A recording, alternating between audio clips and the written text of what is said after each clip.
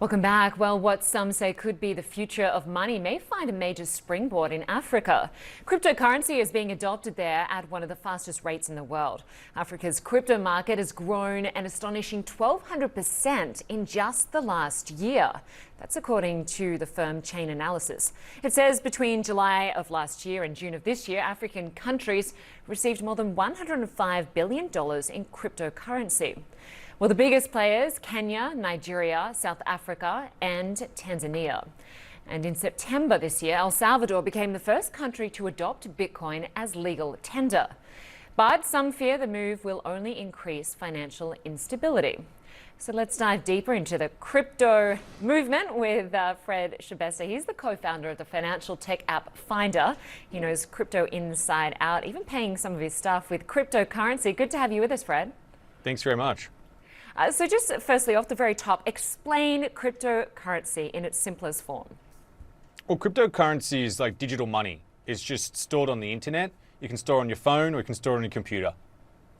And so why do you think it's expanding in Africa? I mean, I just mentioned Nigeria. Now, 1 in 4 people, a bit over 1 in 4 people, are using cryptocurrency. Why are we seeing it so readily adopted there? Well, it's very hard to transfer money in Africa. It's actually one of the most expensive places in the world, particularly sub-Sahara.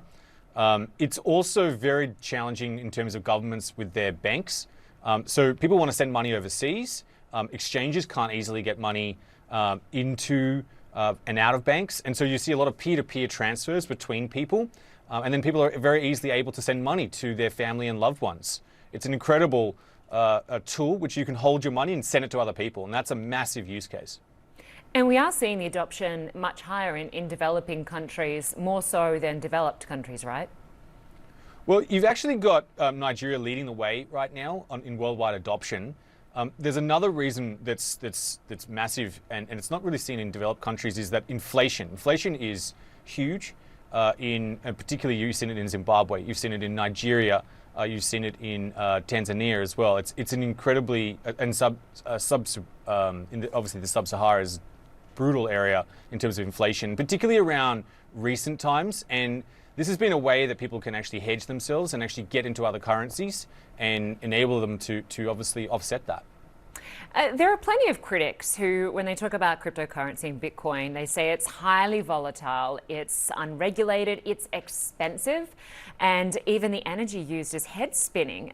When you think the Bitcoin industry consumes as much electricity as countries like the Netherlands, produces as much carbon dioxide as Sri Lanka. This is according to a study by the University of Cambridge. In short, it takes a lot of computers to run the Bitcoin industry, right? Well, most of the actual cryptocurrency is produced from excess power that sits near hydroelectric plants, near wind farms, because there's huge amounts of electricity that gets produced and actually gets put into the ground. Most electricity actually gets put into the ground. There's too much actually made. And so a lot of farming gets done near that. I think if you talk about really, not great uses of power, you look at like fairy lights, GIFs, pictures of cats. There's all sorts of ways we use energy. And energy tends to go to where people want it. And storing people's money is a very important thing. And I think it's something where we should spend energy. And obviously over time, we're going to find better and better ways of making energy over time. There's also the issue of scams, and particularly it's more commonplace. It's becoming more commonplace in Nigeria, probably because the uptake of cryptocurrency is so high there. But companies are purporting to be a Bitcoin or something similar, offering customers good deals on it, and then pretty much taking off with people's money. And part of the tricky problem is that even Nigeria's Deposit Insurance Corporation won't insure trading in cryptocurrency. How do you get around that?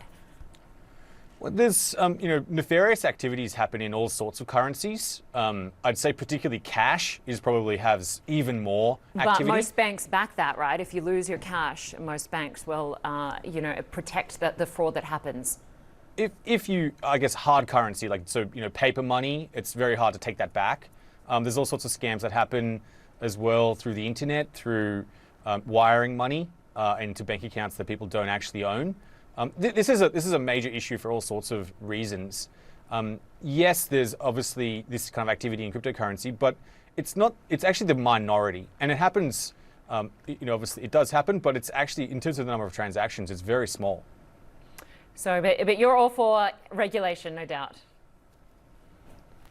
100%. I think regulation is one of those things where the more regulation, the better. And I think particularly in Africa, one of the challenges right now is enabling people to actually get into cryptocurrency is challenging. Another big part is actually KYC. So a lot of people don't actually have IDs, and that's actually a major challenge. So finding really creative ways to identify someone is really important, because obviously that's for anti-money laundering, and obviously we want to ensure that there's a really regulated and clean way of doing that. All right, we'll leave it there for now. It's certainly better. A lot to discuss. Co-founder of financial tech app Finder, Schebesta. Good to have you with us. Thank you. Thank you so much.